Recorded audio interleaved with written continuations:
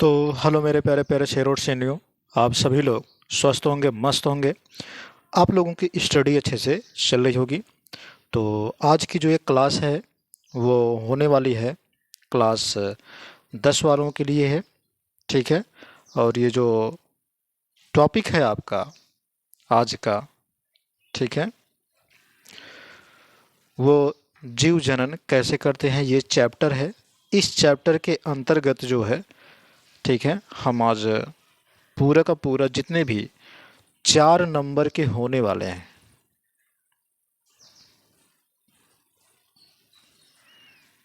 ठीक है, 4 नंबर और 6 नंबर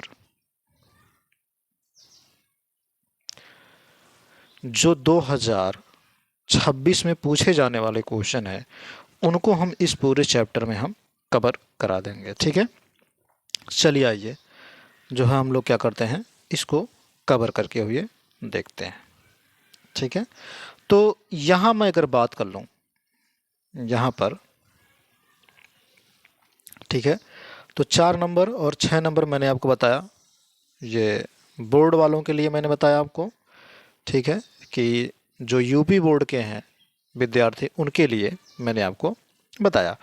तो मेरे रसगुल्लों याद रखिएगा, ये जितने भी क्वेश्चन मैं इसमें कराऊंगा, सारे के सारे क्वेश्चन आपके जो है बोर्ड में आने वाले हैं। तो वीडियो को लाइक और शेयर कर दीजिएगा। चलिए आइए ज़्यादा देर ना करते हुए हम लोग क्या करते हैं, अपने टॉपिक को शुरू करते हैं। ठीक है। तो जैसे कि आप देख पा रहे हैं, मैंने आपको बताया कि जीव जनन यहाँ पर, ठीक है, मैंने आपको बताया कि जीव जनन कैसे करते हैं इसके बारे में। ठीक है। यहाँ पर मैंने आपको क्या बताया, जीव जनन कैसे करते हैं। ठीक। तो आइए हम लोग क्या करते हैं, चीज़ों को देखते हैं। ठीक है।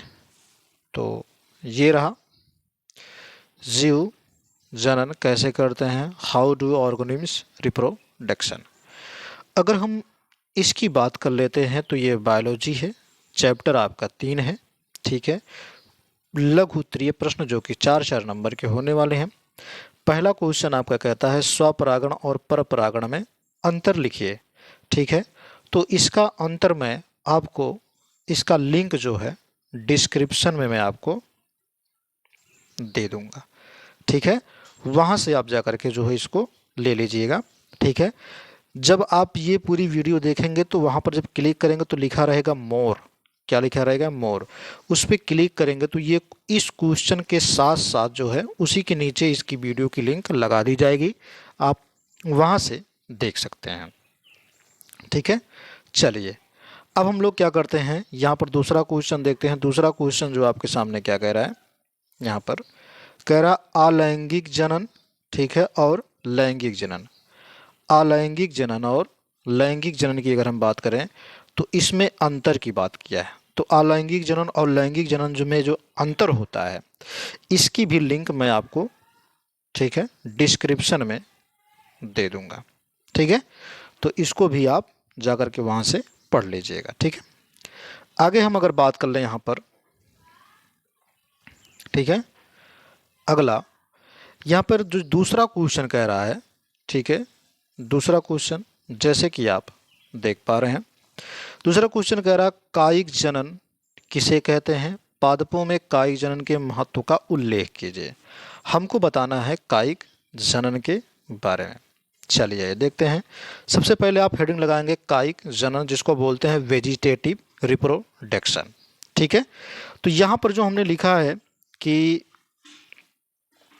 कायिक जनन जो होता है, अगर हम बात करें यहाँ पर, हमने यहाँ पर लिखा है कि कायिक जनन जो होते हैं, ठीक है, अलैंगिक जनन का वह प्रक्रिया, ठीक है, जिसमें पादपों के, जिसमें पौधों के का, ठीक है, कायिक भागों जैसे जड़, तना, ठीक है, या पत्ती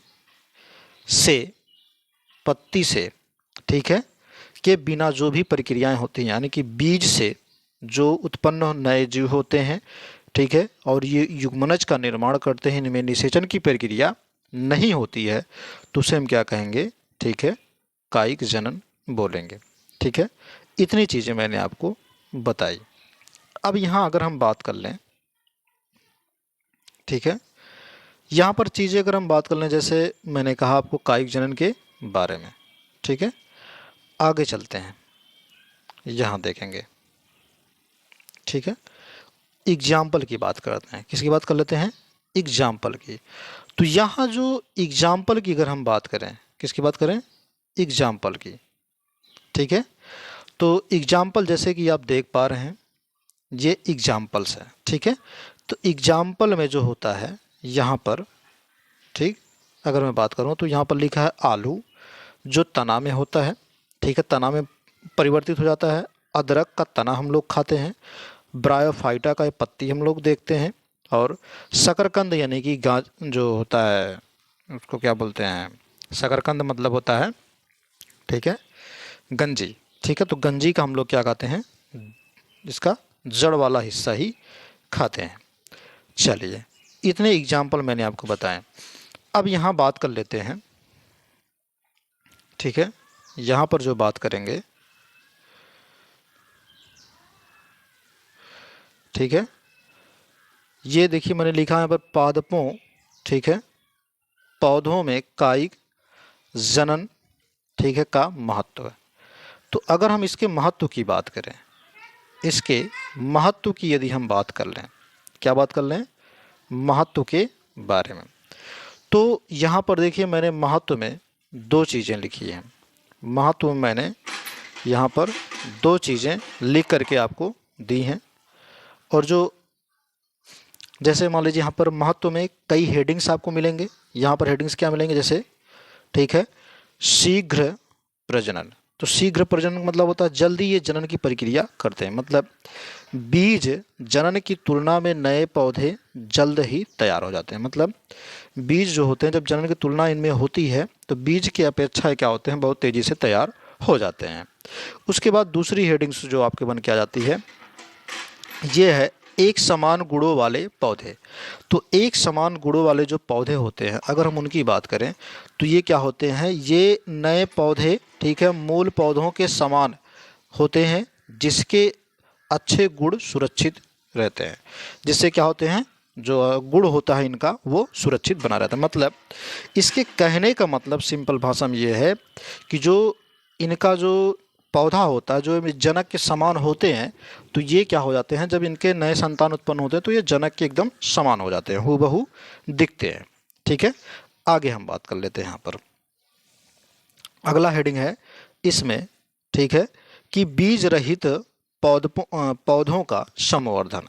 इसका मतलब ये है कि बीज रहित पादपों का संवर्धन का मतलब ये हुआ कि जो, ठीक है, जिन पौधों में बीज नहीं बनते या, ठीक है, बीज अंकुरित नहीं होते हैं, जैसे केला, गन्ना, ठीक है, आदि में जो है प्रजनन संभव नहीं होता, तो उनके लिए जो है कायिक जनन की प्रक्रिया की जाती है। ठीक है, तो केला जो होता है, अगर हम बात करें, ठीक है, किसकी बात कर लें, केले की, किसकी बात करें यहाँ पर, केले की। ठीक है, तो केला और गन्ना जो होता है, ये दोनों ऐसे होते हैं जिनमें हम कायिक जनन के द्वारा जो है नए, जो है गन्ने का, नए केले का जो है इसकी प्रजातियां लेके आ सकते हैं।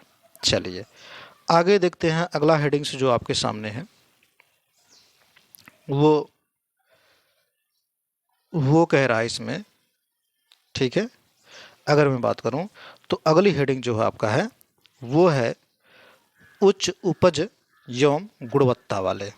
उच्च उपज एवं गुणवत्ता वाले, तो यहाँ पर ध्यान दीजिएगा, उच्च उपज गुणवत्ता वाले की अगर हम बात करें तो यहाँ पर जैसे आप देख रहे हैं कि ये कृषि बागवानी में अच्छी, ठीक है, किस्मों को बनाए रखने में सहायक होते हैं। मतलब इनमें जो होता है अच्छी जो है किस्म जो है इनसे मिलती रहती है।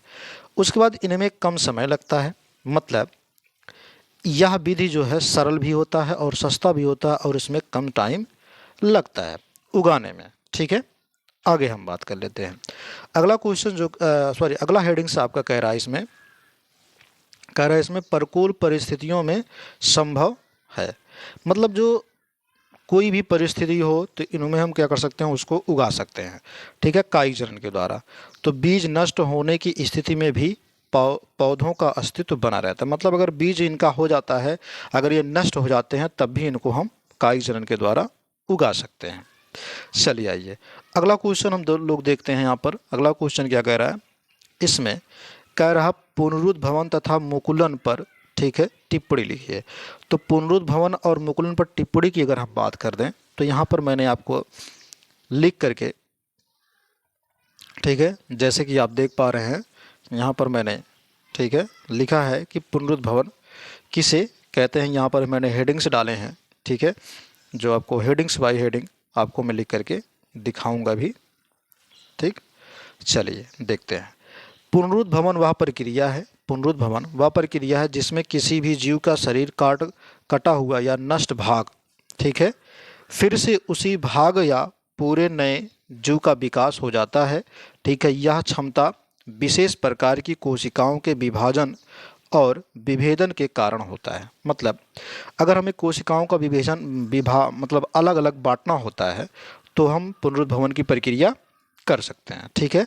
एग्जाम्पल के तौर पे अगर मैं आपको दिखाना चाहूँ तो एग्जाम्पल के तौर पे जैसे कि आप देख पा रहे हैं पुनरुद्भवन, ठीक है, यहाँ पर एग्जाम्पल के तौर पर जैसे यहाँ पर लिखा उदाहरण में, ठीक है, प्लेनेरिया में, ठीक है, शरीर का प्रत्येक टुकड़ा पूर्ण जीव बना देता है। स्ट्रॉबेरी में, ठीक है, कटे हुए भुजा का पुनर्निर्माण हो जाता है, ठीक है। ये रहा इसका एग्जाम्पल, यानी कि प्लेनेरिया इसका एग्जाम्पल हो गया और स्ट्रॉबेरी।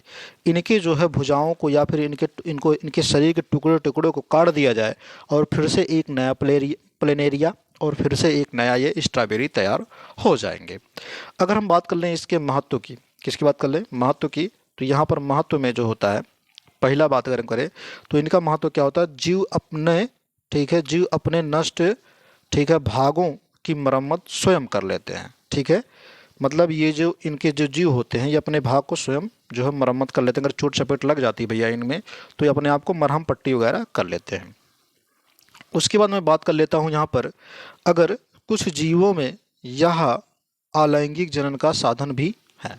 मतलब कुछ जीव में क्या कर सकते हैं, ये अलैंगिक जनन की प्रक्रिया करा सकते हैं। तो ये रहा मैंने आपको बताया, ठीक है, पुनरुद्भवन। अब हम लोग बात कर देते हैं बडिंग के बारे में, जिसकी हम बात करेंगे बडिंग या फिर, ठीक है, बडिंग कह लीजिए या फिर उसको कह लीजिए मुकुलन। तो मुकुलन किसे कहते हैं, ध्यान रखिएगा कि मुकुलन अलैंगिक जनन की वह विधि है जिसमें जनक जीव के शरीर पर एक छोटी, ठीक है, उभार यानी कि कली या फिर मुकुल बनाती है। यह मुकुल विधि करके नए जीव को बना लेती है और परिपक्व होने के बाद जनक से, ठीक है, अलग हो जाती है। मतलब सपोज दैट, जैसे मान लीजिए ये ईस्ट हो गया एक, ठीक है, ये ईस्ट क्या करेगा, अपने ऊपर जो है एक लेकर के आएगा आवरण के रूप में। अब ये यहाँ से क्या होगा, अलग हो जाएगा और अलग होने के बाद जब ये परिपक्व हो जाएगा, ठीक है, अलग होने के बाद ये क्या करेगा, एक नया ईस्ट बनाने की कोशिश करेगा, फिर वही प्रक्रिया होगी, ठीक है। तो इसमें क्या होते हैं, इसको बोलते हैं भैया मुकुल, इस कली को क्या बोलेंगे, मुकुल बोलेंगे, ठीक है। तो इतनी चीज़ें हो गई। अब अगर हम बात करें इसमें, ठीक है, इसके महत्व की, यहाँ पर एग्जाम्पल भी लिखा है तो एग्जाम्पल भी देख लेते हैं। एग्जाम्पल, ठीक है, तो हाइड्रा में मुकुल, ठीक है, बनकर नया हाइड्रा बनाना और ईस्ट में मुकुलन द्वारा जनन। जैसे यहाँ पर महत्व की बात कर लेते हैं, यहाँ पर हमने लिखा यह विधि शीघ्र और सरल मानी जाती है। मतलब सबसे सरल और जो है जल्दी काम करता है। और अगर हम बात करें यह इसमें कम समय से, ठीक है, कम समय में अधिक संख्या वाले जीव को उत्पन्न किया जा सकता है, ठीक है। एक प्रकार से मैं आपको बता दूं, जैसे सूरन आपने देखा होगा, उसके साइड पर जैसे सूरन है, ठीक है, इसी के साइड पर बहुत छोटे छोटे जो है सूरन के जो है इसके बीज लगे रहते हैं। ये अलग होकर के एक नए सूरन का निर्माण कर लेते हैं, ठीक है। तो यही बात मैं आपको बताने वाला था। चलिए 4 नंबर के आपके क्लियर हो गए। अब यहाँ पर मैं बात कर लेता हूँ इस 4 नंबर वाले की बात करें तो यहाँ पर जो मैंने क्वेश्चन लिखा है, यहाँ पर पुष्प की अनुदैर्ध्य काट का नामांकित चित्र, ठीक है, बनाइए और पुष्पांगों का वर्णन कीजिए। तो ये मैंने फिगर बनाया है पुष्प का, जैसे कि आप देख पा रहे होंगे, ये है पुष्प का फिगर, ठीक है। आप देखना चाहेंगे यहाँ पर पुष्प के इस फिगर की बात करें, ठीक है, पुष्प के इस फिगर की बात करें तो यहाँ पर होता है, यहाँ पर मैं अगर बात कर लूँ, ठीक है, पुष्प की संरचना आप देख पा रहे होंगे, ठीक है। ये होता है वर्तिकाग्र, ये वाला हिस्सा, और ये होता है वर्तिका, ठीक है। और यहाँ से एक नली बनाती है जिसको बोलते हैं वर्तिका नली। तो यहाँ पर जैसे आप देख पा रहे होंगे, यहाँ पर होता है अंडाशय। तो अंडाशय वाला जो हिस्सा होता है, अगर मैं बात कर लूँ, ठीक है, तो यहाँ पर और यहाँ पर होता है बीजांडासन, और यहाँ होता है बाह्यदल। ये हरा वाला हिस्सा बाह्यदल होता है, और ये रंगीन वाला हिस्सा जिसको पंखुड़ी लिखे हैं इसको बोलते हैं दलपुंज। और यहाँ पर आप देख पा रहे होंगे ये पीला वाला हिस्सा जो अंडे के समान आपको दिखाई दे इसको बोलते हैं परागकोश। और यहाँ पर जो एक लंबी नली आई है इसको बोलते हैं पुंग, ठीक है, पुतंतु, जिसको दोनों को मिलाने के बाद क्या बोलते हैं, पुंकेसर बोलते हैं। और यहाँ वर्तिका और वर्तिकाग्र और अंडाशय को मिलाने के बाद बोलते हैं स्त्री केसर, जो जयांग भाग होता है। अभी हम सबके बारे में चर्चा करेंगे, ठीक है। तो ये फिगर आप लोग अच्छे से याद कर लीजिएगा और हम आगे की तरफ चलेंगे। चलिए अब हम पुष्पांगों के वर्णन की बात कर लेते हैं। तो पुष्पांगों के वर्णन की अगर हमें बात करें, ठीक है, तो यहाँ पर आप देख पा रहे हैं तो पुष्पांगों की वर्णन में जैसे पुष्प जो होते हैं इसके अंग मेनली 4 होते हैं। मेन कितने प्रकार के होते हैं, 4 प्रकार के होते हैं। तो कौन कौन से होते हैं, जैसे बाह्य दलपुंज हो गया, दलपुंज हो गया, पुंकेसर हो गया, ठीक है। तो अगर मैं बात करूं यहाँ पर बाह्य दलपुंज को कैलिक्स होता है, CALL रहेगा, YX हो जाएगा, ठीक है, तो इसको बोलते हैं कैलिक्स। तो यहाँ पर ध्यान दीजिएगा कि जो बाह्य दल होता है ये पुष्प, ये सबसे बाहरी चक्र माना जाता है। इसका मुख्य जो कार्य होता है ये कोमल पुष्पों की रक्षा करता है, ठीक है। जो पुष्प कली अवस्था में होती है उसकी ये क्या कर देता है, रक्षा करने का काम करता है, और ये हरे रंग का होता है, ठीक है। अब मैं अगर बात करूं यहाँ पर आगे की तरफ, ठीक है, जैसे आप देख पा रहे हैं ये होता है दल, जिसको बोलते हैं कोरोला। क्या बोलते हैं इसको, कोरोला, ठीक है, ठीक है बच्चों। तो मैं आपको बता रहा था कि दल की अगर हम बात करें तो इसको बोलते हैं, ठीक है, दूसरा चक्र ये होता है, ये रंगीन होता है, आकर्षक का काम करता है, जो कीटों को अपनी तरफ क्या कर लेता है, खींचते, मतलब आकर्षित करने का काम करता है, जिससे परागण की प्रक्रिया होती है, ठीक है। आगे हम बात कर लेते हैं तीसरे वाले की, जिसको बोलते हैं पुंकेसर यानी कि एंड्रोसियम। किसकी बात करें, पुंकेसर यानी कि एंड्रोसियम की बात कर लेते हैं। तो ये रहा पुंकेसर। पुंकेसर जो होता है नरजननांग होता है, ठीक है, इसे पुंकेसर कहते हैं। इसमें परागदंड, और परागदंड को बोलते हैं पुतंतु। क्या बोलते हैं, पुतंतु बोलते हैं, ठीक है। और परागकोश ये बना होता है, किससे, पराग, पुतंतु और परागकोश ये बना होता है। ये परागकोश में परागकण होते हैं, और यही परागकण क्या होते हैं, नर होते हैं, ठीक है, नर भाग को बोलते हैं, ठीक है, जिसको हम क्या बोलते हैं, एंड्रोसियम बोलते हैं, यानी कि पुंकेसर भी इसे हम कहते हैं, ठीक है। अब हम आगे की बात करेंगे, ठीक है। तो यहाँ पर जैसे कि आप देख पा रहे होंगे, मैंने यहाँ पर लिखा है, ठीक है, कि स्त्री केसर की बात कर लेते हैं। किसकी बात करेंगे, स्त्री केसर की बात करेंगे, ठीक है। तो स्त्री केसर आप जैसे कि देख पा रहे होंगे, जिसको बोलते हैं गायनोजियम। तो ये मादा भाग होता है पुष्प का। इसके 3 भाग होते हैं। सबसे पहला जो भाग होता है वो होता है वर्तिकाग्र। कौन सा होता है, वर्तिकाग्र वाला भाग होता है। उसके बाद होता है वर्तिका। तो यहाँ पर अगर हम वर्तिकाग्र की बात करें तो ये पराग कण को ग्रहण करने का काम करता है। सबसे ऊपर वाला हिस्सा होता है जो मैंने आपको दिखाया था, ये वाला हिस्सा, ठीक है, ये वाला हिस्सा होता है वर्तिकाग्र। आगे हम बात कर लेते हैं, यहाँ पर वर्तिका के बारे में बात करेंगे। किसके बारे में बात करेंगे, वर्तिका के बारे में। तो ये रहा वर्तिका, ठीक है। तो वर्तिका की अगर हम बात करें, जिसको बोलते हैं यहाँ पर पराग नलिका के लिए जो है ये मार्ग खोलता है। ठीक है, ये परागनलिका को बनाने का काम करता है। और अंडाशय की बात करें तो इसमें बीजांड होते हैं जो निषेचन में, ठीक है, निषेचन के बाद बीज में बदल जाते हैं। ठीक है, तो ये रहा, मैंने आपको बताएं चार नंबर के, कितने नंबर के, 4 नंबर के। तो यूपी बोर्ड 2026 में आपके 4 नंबर पक्के हो जाएंगे इस चैप्टर से। ठीक है, चलिए आइए आगे का क्वेश्चन देखते हैं जो कि 6 नंबर का होने वाला है, जो है आपका दीर्घ उत्तरीय प्रश्न। अगर हम दीर्घ उत्तरीय प्रश्न की बात करें, किसकी बात करें, दीर्घ उत्तरीय प्रश्न की बात कर लें, तो आप यहाँ पर देख पा रहे होंगे दीर्घ उत्तरीय प्रश्न की। तो यहाँ पर मैंने कुछ क्वेश्चन लिखे हैं, जैसे नर जननांग का सचित्र वर्णन कीजिए। इसकी लिंक मैं आपको डिस्क्रिप्शन में दे दूंगा। और उसके बाद स्त्री जनन तंत्र का सचित्र वर्णन कीजिए, इसकी भी लिंक मैं आपको डिस्क्रिप्शन में दे दूंगा, तो वहाँ से जाकर के आप लोग पढ़ लीजिएगा और 6 नंबर आप अपने पक्के कर लीजिएगा। ठीक है, इतनी बात ध्यान रखिएगा। आगे मैं बात कर लेता हूँ यहाँ पर इस क्वेश्चन की। तो यहाँ पर जैसे देख रहे हैं, परिवार नियोजन किसे कहते हैं, मानव जन कल्याण। ठीक है, मानव जनसंख्या वृद्धि को रोकने के उपाय उल्लेख कीजिए, मतलब लिखना है। तो सबसे पहले बात कर लेते हैं परिवार नियोजन किसे कहते हैं। तो परिवार को नियोजित करना ही परिवार नियोजन कहलाता है।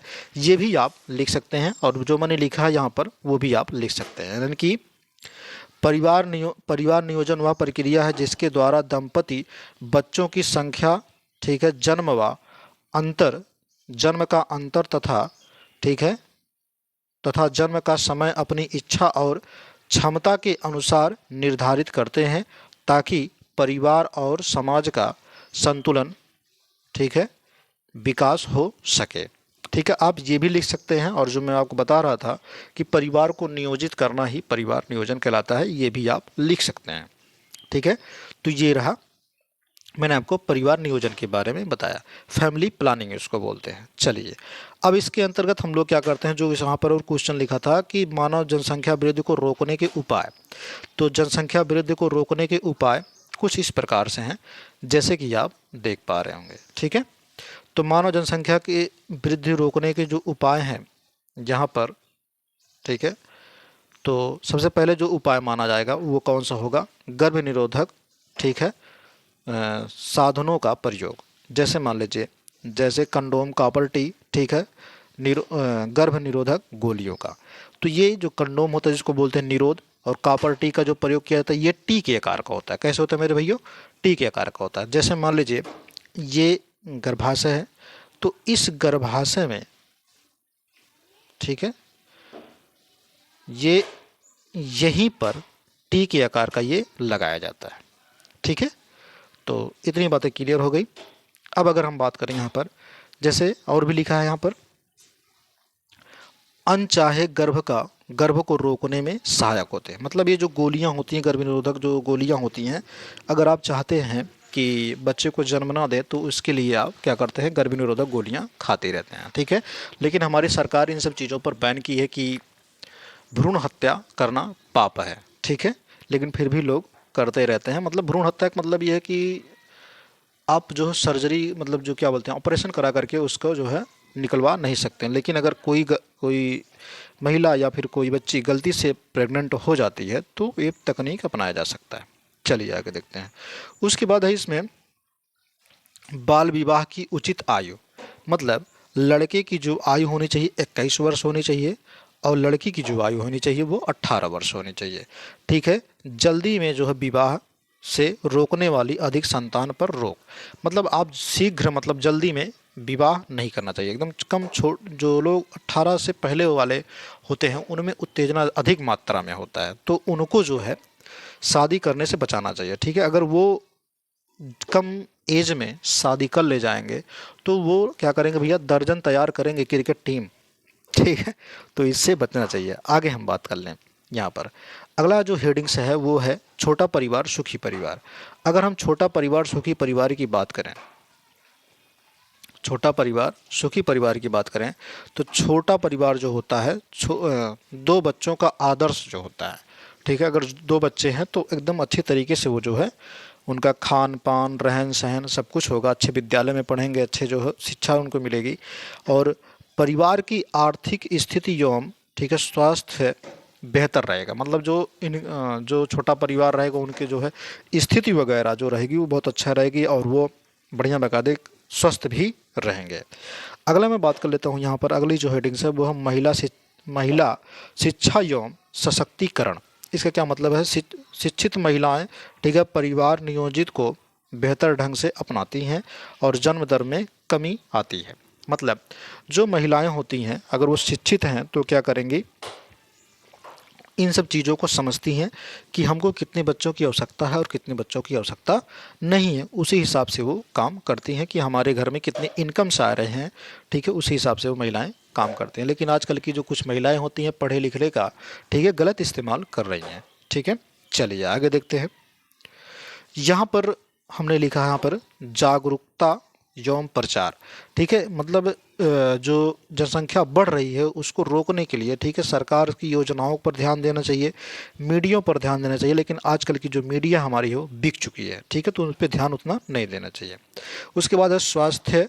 ठीक है, स्वास्थ्य ठीक है, स्वास्थ्य के बारे में मतलब स्वास्थ्य के बारे में जागरूकता देना चाहिए। मतलब जो आप जान रहे हैं कि HIV जो होता है, HIV वो जो फैल रहा है जिसको बोलते हैं ह्यूमन इम्यूनो डिफिशेंसी वायरस, ये सब जो वायरस जो फैल रहे हैं, ये वायरस जो फैला रहा है, एड्स नामक रोग को फैला रहा है, तो इन सब के बारे में भी जानकारी देना चाहिए। उसके बाद है परिवार नियोजन के प्रति ठीक है सकारात्मक सोच विकसित करना। मतलब परिवार नियोजन जो होता है यानी कि छोटा परिवार, अगर परिवार को कम करना है तो उसके प्रति जो हमको बहुत ज़्यादा सक्रिय होने की आवश्यकता है। ठीक है, अब ये रहा आपका 6 नंबर का क्वेश्चन, मैंने आपको बताया। अब हम लोग क्या करते हैं, अगले 6 नंबर के क्वेश्चन को देख लेते हैं। तो अगला जो 6 नंबर का क्वेश्चन है वो है आपके सामने इस प्रकार से। ठीक है, जो है आपके सामने ही है, आप देखेंगे। ठीक है, क्वेश्चन है आपका यहाँ पर कि निषेचन किसे कहते हैं। ठीक है, निषेचन के बाद होने वाले पुष्प में परिवर्तन को समझाइए। यहाँ पर 2 हेडिंग्स आपके बन जाते हैं। उसके बाद स्त्री केसर के लंब काट का चित्र बनाइए। 3 हेडिंग्स इसमें पढ़े जाते हैं। तो निषेचन किसे कहते हैं ये मैंने आपको यहाँ पर लिखा है कि निषेचन वह प्रक्रिया है जिसमें नर युग्मक ठीक है यानी कि परागकण से बना शुक्राणु और मादा युग्मक जिसको अंडाणु का संलयन ठीक है जिसके फलस्वरूप युग्मनज बनता है उसे हम क्या कहते हैं, निषेचन कहते हैं। आप ये भी लिख सकते हैं कि नर और मादा के युग्मकों का मिलना, नर और मादा की युग्मकों के मिलने से युग्मनज का निर्माण होता है जिसे हम निषेचन कहते हैं। इसकी खोज सबसे पहले किसने की थी, नावासिचन ने। ठीक है, आगे हम बात कर लेते हैं। यहाँ पर जो दूसरी हेडिंग सर पर रही है कि निषेचन जो होता है, निषेचन के बाद पुष्प में होने वाले परिवर्तन की अगर हम बात कर लें, यहाँ पर जो दूसरी हेडिंग्स पढ़ रही है, चलिए इसके बारे में हम लोग क्या करते हैं, चर्चा करेंगे। ठीक है, तो आप देख पा रहे हैं यहाँ पर मैंने लिखा है कि निषेचन के बाद होने वाले परिवर्तन। तो जैसे कि यहाँ पर होते हैं जो परिवर्तन होंगे उसकी बात कर लेते हैं। जैसे युग्मक जनन का भ्रूण में परिवर्तन। ठीक है, तो युग्मक जनन जो होता है ये भ्रूण में परिवर्तित हो जाता है, यानी कि निषेचन के बाद युग्मनज जो होता है विभाजित होकर के भ्रूण में बदल जाता है। उसके बाद है बीजांड का बीज में परिवर्तन, यानी कि बीजांड जो होता है बीज में परिवर्तित हो जाता है और बीजांड भ्रूण ठीक है क्या कर देता है, संग्रहित करने का काम करता है और बीजावरण भी बना लेता है। उसके बाद हम बात करते हैं अंडाशय का फल में बदलना। तो अंडाशय जब फल में बदलता है तो अंडाशय फल में बदलता है, लेकिन अंडाशय जो होता है फल भित्ति के अलावा ठीक है, अंडाशय जो होता है ये फल भित्ति में बदल जाता है। किसमें बदलता है, फल भित्ति में। ठीक है, अंडाशय की भित्ति जो होती है वो फल भित्ति में बदल जाते हैं। आगे हम बात कर लेते हैं अगला परिवर्तन। अगला परिवर्तन अगर मैं बात करूं यहाँ पर ठीक है, तो यहाँ पर जैसे आप देख पा रहे हैं तो ये होता है पुष्प दल एवं पुंकेसर का झड़ना। तो बाह्य दल और पुंकेसर ये क्या होते हैं, सूख करके गिर जाते हैं। उसके बाद बात कर लेते हैं यहाँ पर किसकी, वर्तिकाग्र व वर्तिका का परिवर्तन। तो यहाँ पर जो वर्तिकाग्र होता है ये भाग प्रायः क्या होते हैं, सूख करके नष्ट हो जाते हैं। ठीक है, मतलब ये सूख करके गिर जाते हैं, इनकी कोई भूमिका फिर दोबारा नहीं रह जाती है। अब अगली हेडिंग से जो इसमें थी ठीक है, फिगर्स वाले की बात कर लेते हैं यहाँ पर। ठीक है, किसकी बात करेंगे, चित्र वाले की बात करेंगे। जैसे आप देख पा रहे हैं यहाँ पर मैंने चित्र लिखा, स्त्री केसर की लंब काट क्या लिखा मैंने, स्त्री केसर की लंब काट का चित्र बनाइए। तो ये रहा स्त्री केसर, ये क्या रहा, स्त्री केसर, जैसे कि आप देख पा रहे हैं। ठीक है, तो यहाँ जो स्त्री केसर है यहाँ पर बात कर लेते हैं। यहाँ पर जैसे ये है परागकण, ये क्या है, परागकण है। ठीक है, यहाँ पर परागकण आए हैं, परागकण आने के बाद यहाँ से परागनली बना है, जिस जहाँ पे वर्तिका जो है वर्तिकाग्र पर आते हैं, और यहाँ से जब एक नली बनता है तो नली, उसको नली को बोलते हैं पराग नली। क्या बोलते हैं, पराग नली बोलते हैं। और यहाँ पर दो युग्मक जो है आगे की तरफ चलते हैं, एक केंद्र, तीन, ठीक है, एक वर्धी केंद्रक होता है जो कि आगे आकर के यहाँ पर मिल जाते हैं बीजांड द्वार के जरिए। ठीक है, बीजांड द्वार के जरिए बीजांड में क्या करते हैं, प्रवेश करते हैं, यानी कि अंडाशय में प्रवेश करने के बाद यहाँ पर मादा युग्मक होता है। मादा युग्मक को बोलते हैं अंड कोशिका भी बोलते हैं। क्या बोलते हैं, अंड कोशिका बोलते हैं। और ये अंड कोशिका जो होता है, अंड कोशिका के बगल में जो होते हैं दो सहायक कोशिकाएं भी होती हैं। और यहाँ जो ऊपर में आप देख पा रहे हैं इसको बोलते हैं प्रतिमुखी कोशिकाएं। क्या बोलते हैं, प्रतिमुखी कोशिकाएं बोलते हैं। ठीक है, और ये जो प्रतिमुखी कोशिकाएं होती हैं, ठीक है, ये आराम से ऊपर रहते हैं, लेकिन यहाँ पर आप देखेंगे जो यहाँ से जब दो नर युग्मक अंदर की तरफ चलते हैं, तीन, ठीक है, तो एक यहाँ पे मिल जाता है, एक यहाँ पर, एक यहाँ पर, और एक यहाँ से। ठीक है, एक नर युग्मक अंड कोशिका से मिलेगा, एक नर युग्मक मिलेगा इससे, तो ये एक से क्या हो जाते हैं, दो बन जाते हैं, और ये क्या होते हैं, तीन से चार बन जाते हैं। ठीक है, तो इसी प्रकार से इनमें जो है प्रक्रियाएं होती रहती हैं, और फिर धीरे धीरे 1 2 से 4, 4 से 8, 8 से 16, 16 से 32, इस प्रकार से गुणन करते करते करते करते करते क्या करते हैं, ठीक है, नए जो है एक पौधे मतलब जो है इसको विकसित कर देते हैं, और ये फूल या फल में परिवर्तित हो जाते हैं। ठीक है, तो यहाँ तक मैंने आपको बताया कितने नंबर के, तो मैंने आपको बताया यहाँ पर 4 नंबर के, कितने नंबर के, 4 नंबर के और 6 नंबर के। ठीक है, तो वीडियो को लाइक, शेयर और सब्सक्राइब भी कर दीजिएगा, ताकि मेरा भी भला और आप सबका भला हो सके, और मैं अच्छे से अच्छे वीडियो को लेकर आ सकूं। तो जाते जाते मैं आप सभी लोगों को, ठीक है, जय हिंद, जय भारत। हंसते रहिए, मुस्कुराते रहिए, टॉपिक को पढ़ते रहिए।